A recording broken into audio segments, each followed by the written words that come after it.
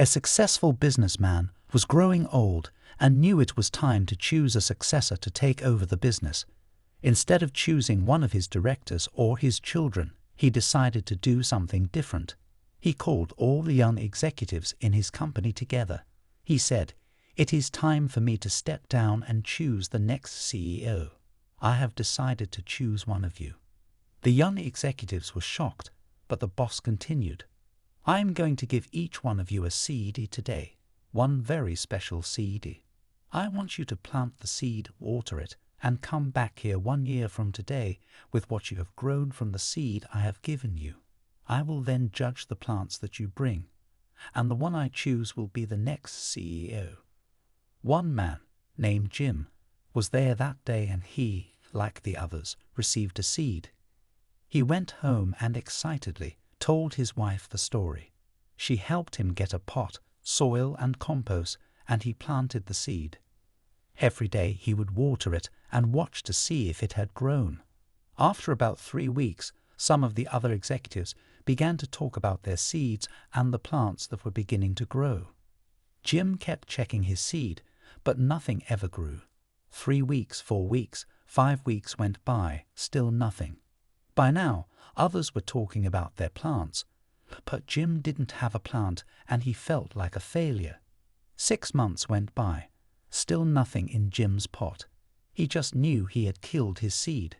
Everyone else had trees and tall plants, but he had nothing. Jim didn't say anything to his colleagues, however.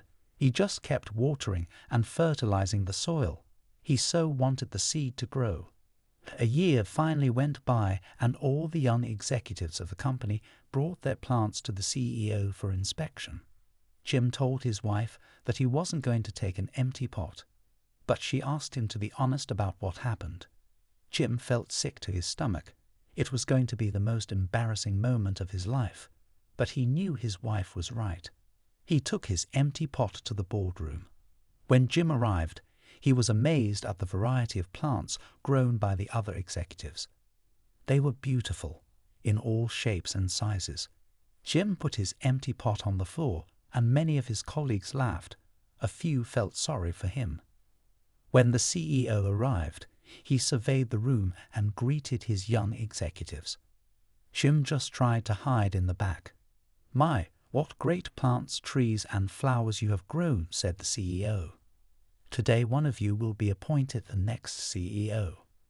All of a sudden, the CEO spotted Jim at the back of the room with his empty pot. He ordered the financial director to bring him to the front. Jim was terrified. He thought, "The CEO knows I'm a failure. Maybe he will have me fired." When Jim got to the front, the CEO asked him what had happened to his seed. Jim told him the story. The CEO asked everyone to sit down except Jim. He looked at Jim and then announced to the young executives, "Behold your next chief executive officer. His name is Jim." Jim couldn't believe it. Jim couldn't even grow his seed. How could he be the new CEO? The others said. Then the CEO said, "1 year ago today, I gave everyone in this room a seed. I told you to take the seed, plant it, water it, and bring it back to me today. But I gave you all boiled seeds. They were dead. It was not possible for them to grow. All of you, except Jim, have brought me trees and plants and flowers. When you found that the seed would not grow, you substituted another seed for the one I gave you. Jim was the only one with the courage and honesty to bring me a pot with my seed in it. Therefore, he is the one who will be the new chief executive officer. Asterisk, if you plant honesty, you will reap trust. Asterisk, if you plant goodness, you will reap friends. Asterisk, if you plant humility, you will reap greatness. Asterisk, if you plant perseverance, you will reap contentment. Asterisk, if you plant consideration, you will reap perspective. Asterisk, if you plant hard work, you will reap success. Asterisk, if you plant forgiveness, you will reap reconciliation. Asterisk, if you plant faith in God, you will reap a harvest.